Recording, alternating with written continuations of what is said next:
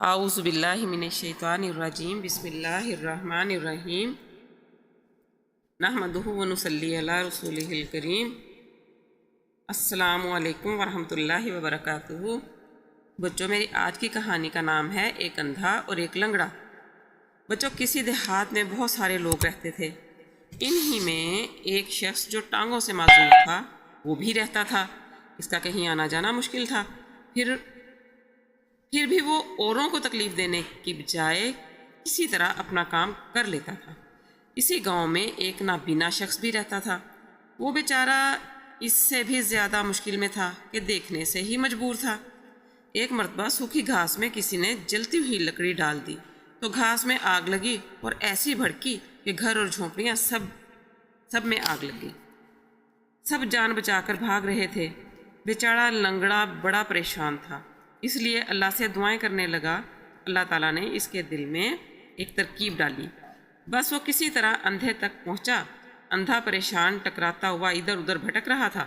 لنگڑے نے اندھے سے کہا، تم مجھے اپنی کمر پر سوار کر لو، میں چل نہیں سکتا اور تم دیکھ نہیں سکتے۔ اگر ہم الگ الگ رہیں تو دونوں پھنس جائیں گے اور جل جائیں گے۔ اندھے نے لنگڑے کو سہارا دے کر اپنی کمر پر سوار کر لیا۔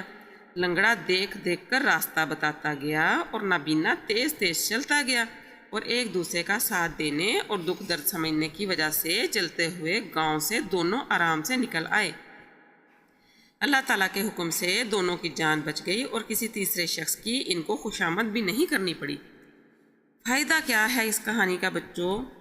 کہ اللہ تعالیٰ کی خاطر کسی کے کام آنا، کسی کی مدد کرنا اور یہ فیصلہ کر لینا کہ ہم اللہ ہی سے مدد مانگیں گے، کسی پر بوجھ نہیں بنیں گے، یہ کتنی بڑی دولت ہے۔ ان دونوں نے اللہ تعالیٰ کی دی ہوئی عقل سے اور جس کو جو نعمت حاصل تھی اس سے کام لیتے ہوئے ہمدردی سے ایک دوسرے کا ساتھ دیا تو اللہ کے حکم سے مشکل سے نجات پا گئے۔ ہم بھی اسی طرح ایک دوسرے کی مدد کر سکتے ہیں۔ اسکول میں یا مدرسے میں کسی کو سبق یاد نہ ہو رہا ہو یا کسی کا کام مکمل نہ ہو تو ہم کوشش کریں گے اس کا کام ہم مکمل کروا دیں، اس سے ہمارا بھی فائدہ ہے اور اس کا بھی۔ اس کے ساتھ ہم دینی پابندیوں کے ساتھ سب سے میل ملاپ رکھیں اور مشکل میں ایک دوسرے کی مدد کریں اور کام آئیں۔